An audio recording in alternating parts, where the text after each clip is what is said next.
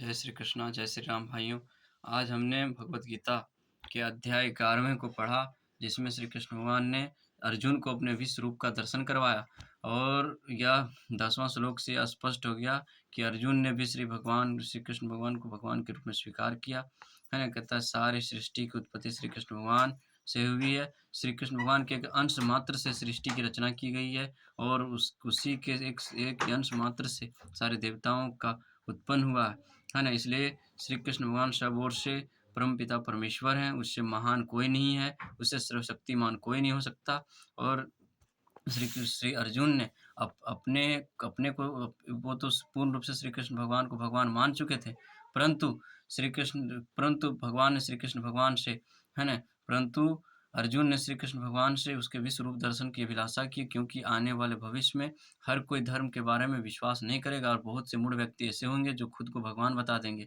इसलिए श्री कृष्ण भगवान ने अर्जुन के लिए नहीं, है ना, उन मूढ़ व्यक्तियों को प्रमाणित करने के लिए कि जो व्यक्ति मूढ़ व्यक्ति कहे आने वाले समय में अपने आप को भगवान कहेगा, उसे विश्व रूप दर्शन कराना होगा, तब जाके वो सच्चे भगवान की आस्था ले सकते हैं।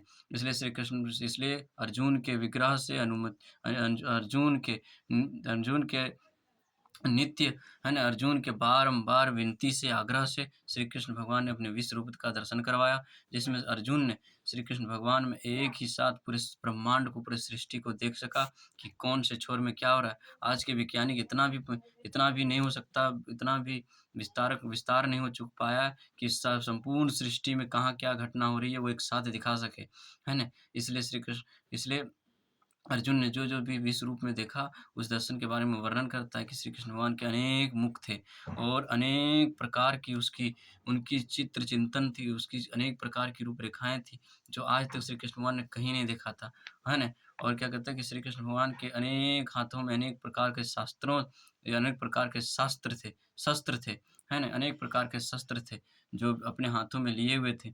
और श्री कृष्ण भगवान के तेजोमय, है ना, विश्व रूप का तेजोमय इतना विक्षुब्ध था, इतना तेज था उसमें, तेजोमय प्रकाश इतना तेज था उसमें कि हजारों सूर्य को एक साथ उदय होना पड़ेगा उसके तेजोमय प्रकाश को सामना करने के लिए। इसलिए श्री कृष्ण और विश्व रूप का दर्शन एक साधारण व्यक्ति को कभी नहीं हो सकता।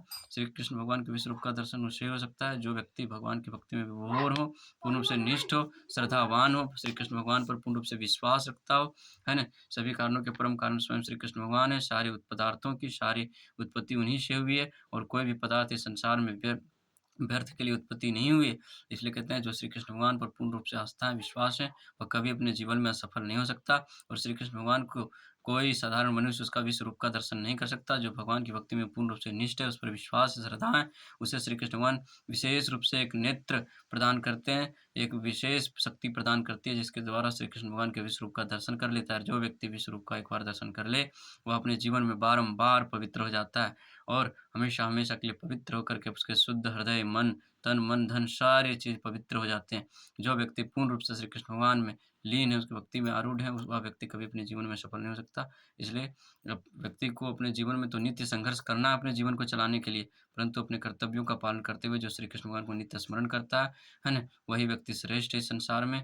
इस श्री कृष्ण भगवान से कोई परे नहीं, उससे कोई ज़्यादा नहीं, उससे कम नहीं। जय श्री कृष्ण, जय श्री राम। आपके श्री कृष्ण भगवान की कृपा से आपका दिन शुभ हो, मंगलमय हो, आपका जीवन मंगलमय हो, आप हमेशा श्री कृष्ण भगवान की भक्ति में निष्ठ रहें, है ना। जय श्री कृष्ण, जय श्री राम, जय बजरंग बली।